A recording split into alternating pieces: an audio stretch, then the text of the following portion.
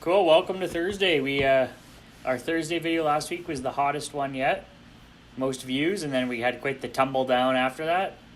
A little bit of a lull, but we're gonna let it develop here. Finally, this Thursday one's a million times better than last Thursday. So, hop right into it there, Terry.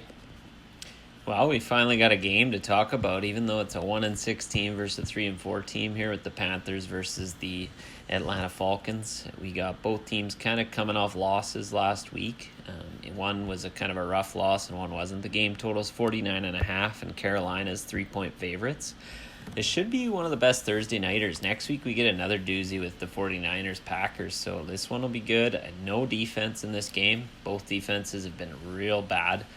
You can fire them all up. I think captains, I have 6 guys written down, which isn't helpful to anybody, but like Julio Jones, Calvin Ridley, Matt Ryan, DJ Moore, Mike Davis, Teddy Bridgewater, they're all in play. I think if you look at the Atlanta side of the ball, if Julio is playing, you can always play him when he comes off of an injury. He always seems to come out and still play every game, even if he's got a Q tag. He has a Q tag every week. If he's not playing, then fire up Calvin Ridley. And you can still play Matt Ryan. Russell Gage is involved again. Hayden Hurst is getting targets in that offense.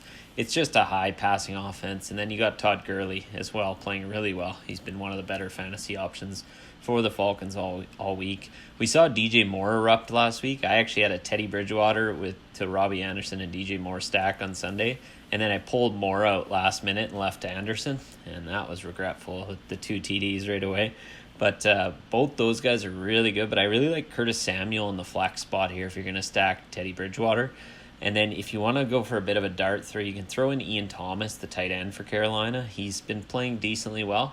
The nice part about this game, if you do want to go Teddy Bridgewater, is you can actually stack him with Mike Davis. Mike Davis gets between 4 and 8 targets a game. And he's had 2 bad games in a row, which might lose a bit of the intrigue on him. So he could be a captain with the quarterback. So it could be an interesting way to play this one. And then I got fade as just all the defenses. I wouldn't play a defense in this game. And then kickers are kind of in play. Young Ho Koo is usually quite good. He actually kicks a lot of field goals for them. And I think you just pick your spot and fire up the offense as much as you can.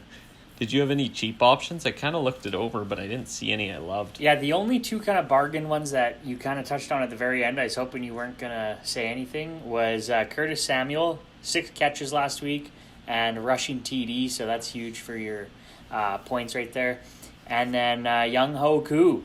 I think he's good, because you're talking like some major Atlanta stacks here, and if you're going all offense, it's always difficult to get 2 QBs, 4 receivers, or 2 QBs, 3 receivers, a running back. So you got to get that. If you want to really get that the more expensive options all fitting in, you got to take a budget play.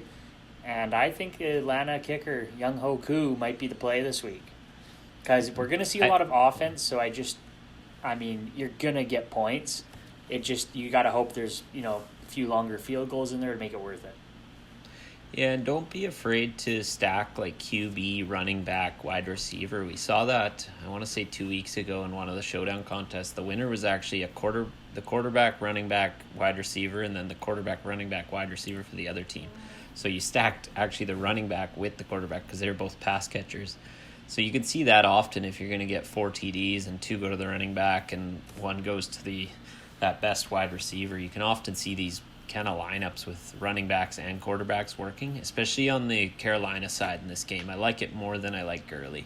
Gurley's he hasn't been involved as much in the past game, but sweet. Well, let's wrap this one up. That's our brief Thursday preview there. If you like this one, give the other ones maybe a watch. Give us a bump of view up, and then at the very least, help us subscribe. That'd be sick. We're getting the likes here, so let's go. Now to get some subscribes with it. But we'll see you guys on for the Sunday slate.